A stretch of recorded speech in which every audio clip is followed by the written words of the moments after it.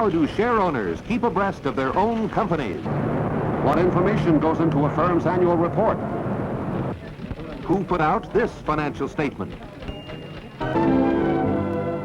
Meet one of the 12.5 million owners of American industry who risk their savings in hope of financial reward from the industrial enterprise that has made America prosperous.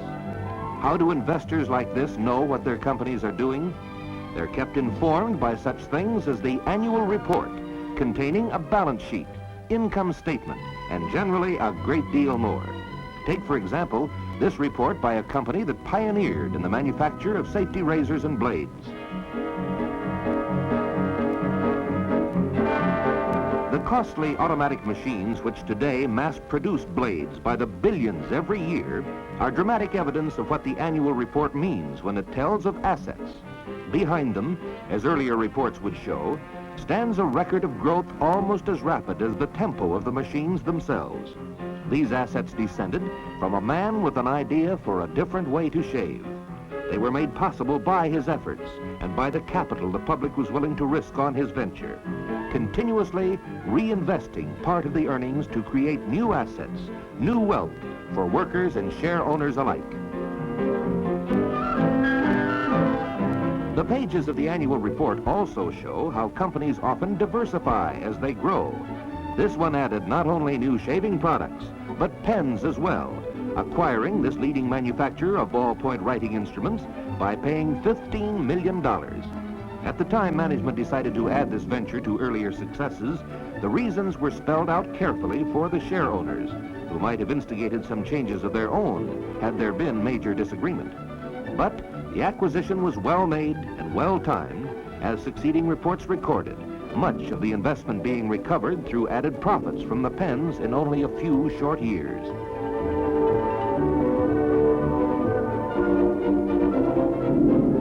As the additions of new products and new divisions are reported, the owners find their opportunities further multiplied. Their investment has grown large enough to take them into the manufacture, distribution, and sale of feminine beauty preparations. This phase started with purchase of a company making home permanent wave kits, and it led very quickly to further diversification and the addition of new employees as management complemented the various waving products with shampoos, spray nets, and a complete line of hair styling accessories. Thus, payment for the acquisition was just the beginning. Now, this firm, like others, plows back newly gained profits to meet new competition to ensure continued growth.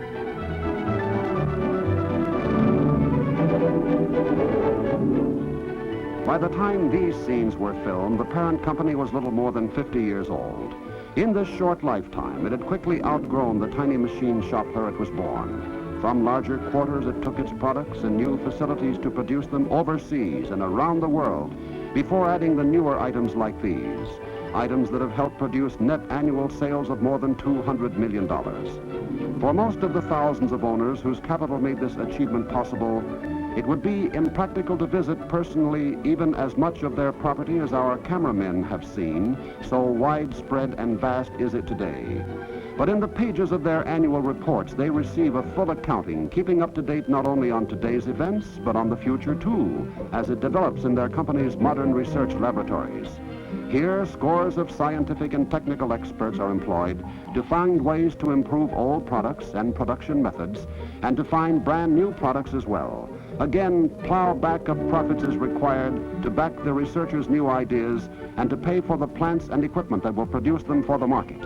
Will every project pay off? Not by a long shot. Progress isn't easy. It's a risky business, in fact. But without it, prosperity would soon wither.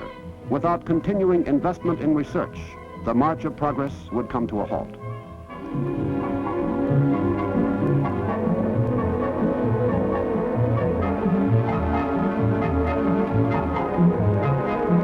This project involves new inks for ballpoint pens.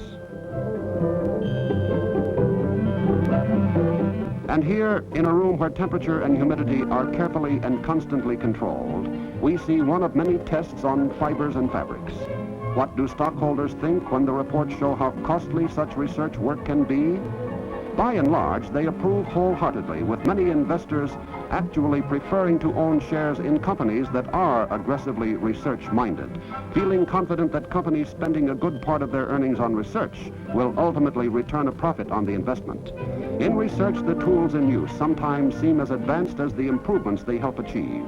Here, radioactivity measures the detergent remaining in a sample of hair after washing.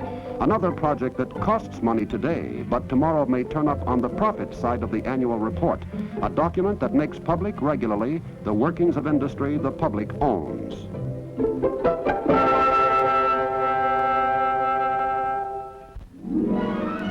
Now let's see how the report itself is assembled, beginning with a conference that in all probability will bring together top executives of the company involved and artists, writers, and production men who are expert at the job of presenting a complex array of facts in simple, attractive, and easy to understand form. Everyone works under the pressure of a firm deadline when annual reports are being assembled, for the finished printing job must be in the hands of the share owners within 3 months of the close of the fiscal year, and at least 15 days before the annual meeting.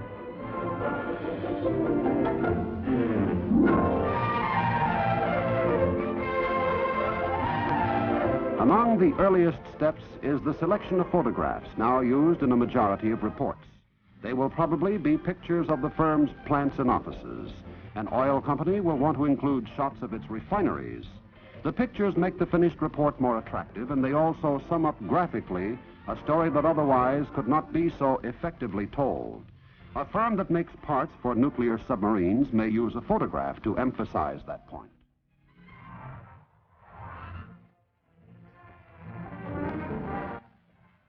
So the work proceeds with layout artists getting a start even before the final figures are in.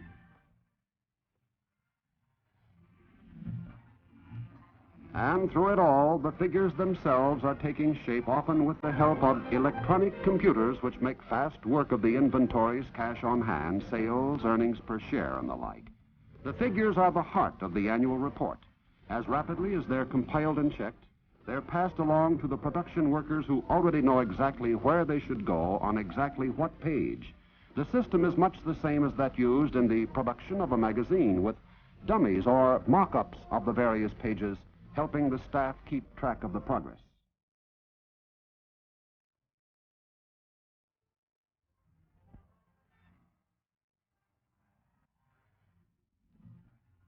A final conference is called to make last-minute changes, to check on accuracy, and to approve the booklet or brochure for printing.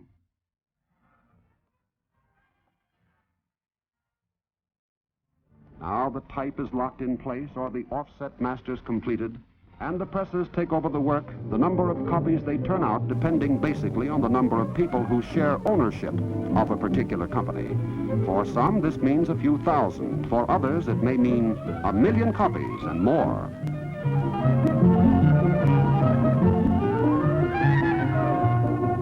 There must be at least one copy for every owner, whether his interest is as little as 1 share or as large as hundreds of thousands.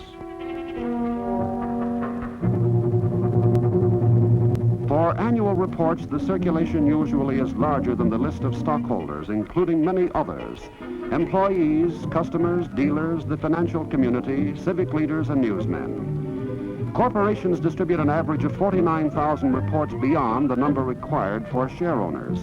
Such wide distribution of so much information is unique in America. Only in this country is full disclosure of facts about publicly owned corporations a matter of routine policy. One of the addresses that frequently turns up on the mailing lists is that of the committee that judges annual reports in a contest conducted by Financial World magazine. Its prizes have been called the Oscars of industry. At the head of the table, Financial Public Relations Counsel Weston Smith originated the idea, which involves initially a large-scale screening that brings the number of entries down to manageable size for the experts who make the final decisions. The contest is credited with inspiring growing awareness of the importance of annual reports, in which the judges looked especially for comprehensive coverage of essential figures, for easy readability, and for eye appeal, to mention just a few of the criteria. In years gone by, annual reports were much smaller. much less informative than they are today. Often a small card was all there was to a report.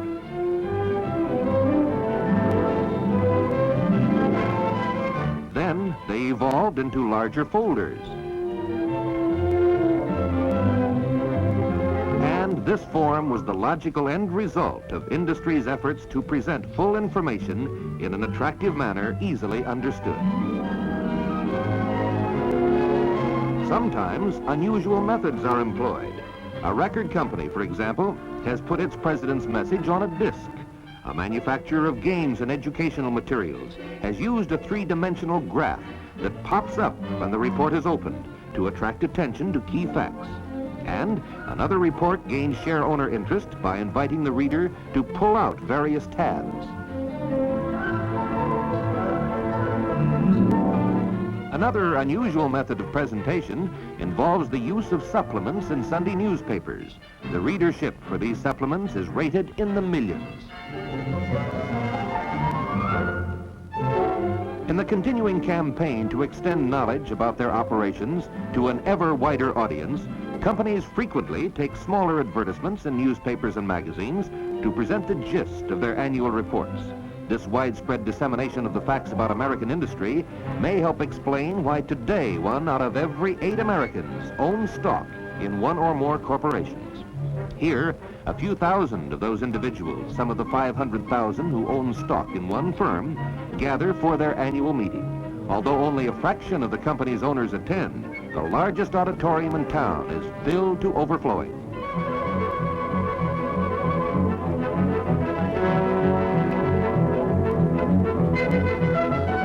Chief purpose of the gathering is to let the share owners hear directly from management a more detailed account of the year's activities, as described in the annual report that was sent out at least 2 weeks prior to this meeting. After management has talked, the stockholders are heard from, as they let management know what they think of the way things are going. For these men and women, all just average citizens, are the real owners of American industry, the capitalists constantly under attack in some areas of the world. But vocal expression is only one way the share owner makes his opinion known. For secret ballots on all issues have been sent out to each one, and now, as the meeting proceeds, those ballots are counted. Unlike the phony product peddled from behind the Iron Curtain, this is a real people's capitalism.